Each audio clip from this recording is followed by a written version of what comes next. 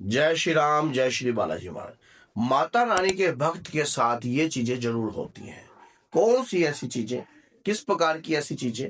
गृहस्थ जीवन से अगर आप जुड़े हो, पुरुष हो या नारी हो, तो आपके साथ ये चीजें जरूर होगी। अगर आप माँ की भक्ति कर रहे हो, माँ की पूजा कर रहे हो, क्या क्या हो सकता है ऐसा?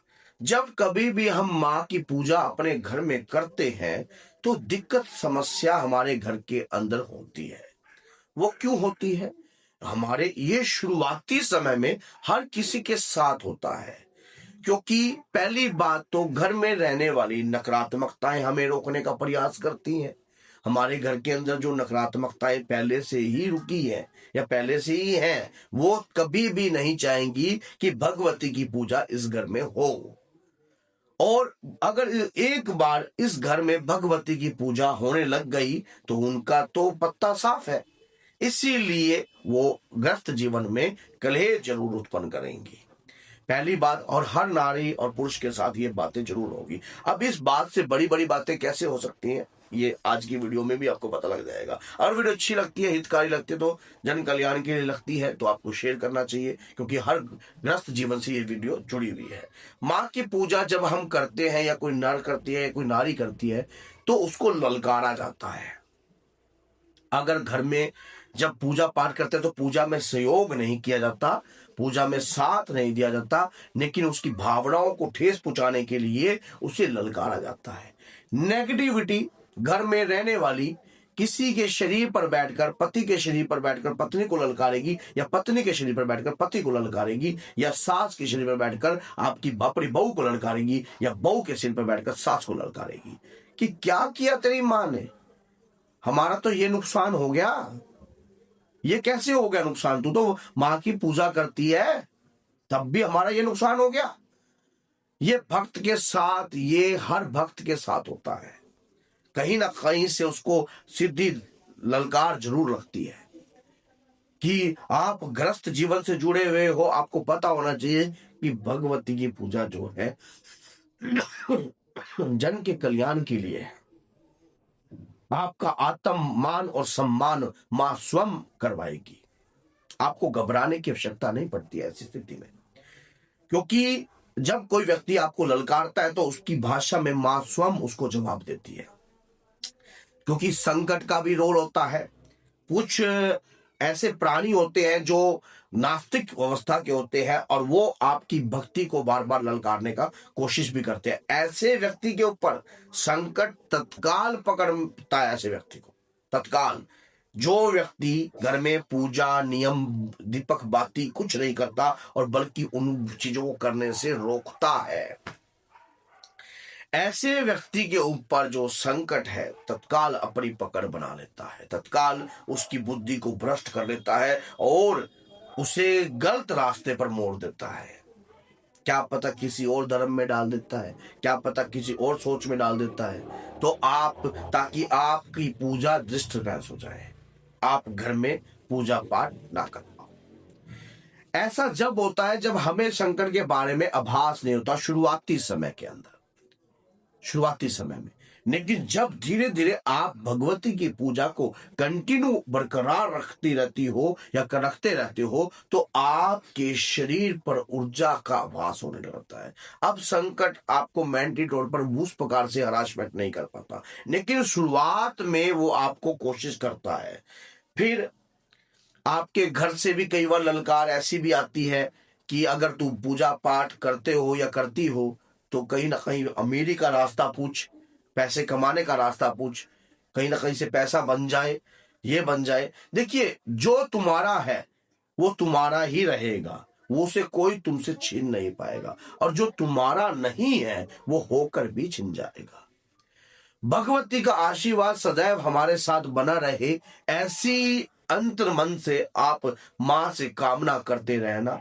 ये झूठी ललकारें कई बार आपके परिवार से उठती हैं, आपके घर से उठती हैं। आपकी भगवती भी स्वयं, जब आपकी तेज बढ़ जाता है या आपकी पूजा का प्रभाव पड़ने लग जाता है, तो स्वयं भगवती भी अपने बच्चे की परीक्षा लेने के लिए ऐसी ललकारें डाल देती है, ताकि आप विमुख हो जाओ।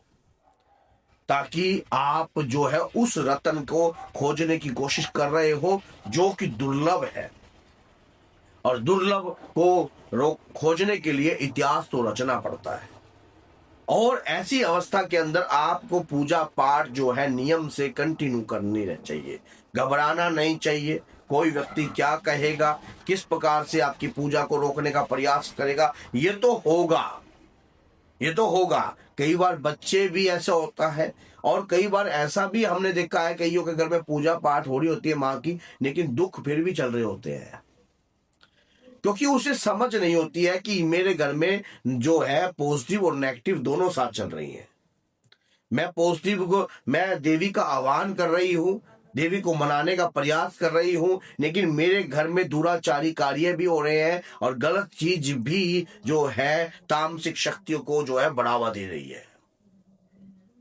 क्या पता कौन कर रहा है, आपका पुत्र कर रहा हो, आपकी पुत्री कर रही हो, आपका पति कर रहा हो, आपकी पत्नी कर रही हो, कोई भी ऐसा कार्य कर सकता है XYZ, समझ गए। क्योंकि जब हम घर में एक आदमी पॉजिटिव होता है तो कई लोगों पर संकट रहकर भी ये कार्य करता है, घर में रहने वाली नकारात्मकता भी ये कार्य करती है।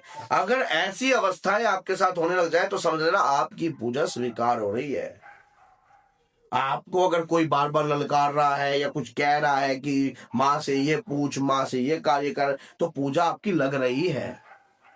अगर कोई नुकसान हो जाए, प्रॉफिट हो जाए, तब वो व्यक्ति ये नहीं कहेगा, वो कहेगा मेरी मेहनत का बल है। नुकसान हो जाए तो तेरी पूजा कहाँ गई? तू जो घर में, ये जो मैं आज ये वीडियो बना रहा हूं, एक बच्ची के साथ ऐसा हो रहा था। उसने मुझे फोन पर बात करके कहा कि गुरुजी मेरे साथ हमेशा ऐसा होता है। ये अकेला उसके साथ नहीं, कई लोगों ने वैसे इस प्रकार की बातें कही है। तब मैंने सोचा कि ये ललकार तो हर किसी को लगती होगी, कोई ना कोई व्यक्ति तो ललकार जरूर देता है। आपकी भगवती की पूजा कर रहे हो, हनुमान जी की कर रहे हो, या आप इष्ट आराध्य कोई भी आपका, तो उन शक्तियों को ललकारने के लिए आपको घर में आह्वान जरूर करते हैं। फिर कई बार तो ऐसे करते हैं, भाई ढोंग करने लग रही है, सास भी नुए बोल दे कई बार, या बहू सास को बोल देती है, भाई ढोंग करने लग रही है कुछ को नहीं इसके, और ये ना किसी प्रकार की कोई कमी है ना, और वो है बस बेला नखरे करने लग रही है। ये पूजा पाठ करना कोई ढोंग नहीं है, ये आस्था का विषय है, इसमें ढोंग का मैटर है ही नहीं। ये विश्वास का विषय है, अपने इष्ट के प्रति समर्पण का विषय है। आप अपने इष्ट को प्राप्त करने के लिए कुछ भी कर सकते हो। अपनी भक्ति को आप सिद्ध करने के लिए निरंतर 1-1 घंटा, 2-2 घंटा, 3-3 घंटा आप दे रहे हो, तो आपकी लगन है। मीरा ने शाम के लिए जहर का प्याला पी लिया, रामकिशन परमहंस जी ने मां काली को प्राप्त करने के लिए दिन रात एक कर दिए, धानु भगत ने अपने शीश का दान दे दिया, सूरदास ने अपनी आंखें फोड़ दी। ये भक्ति जो हर व्यक्ति थोड़ा कर सकता है, ये तो जिसके हृदय में मां के प्रति समर्पण है या अपनी भगवती को प्रसन्न करने का प्रयास है, वही व्यक्ति सिद्ध हो सकता है।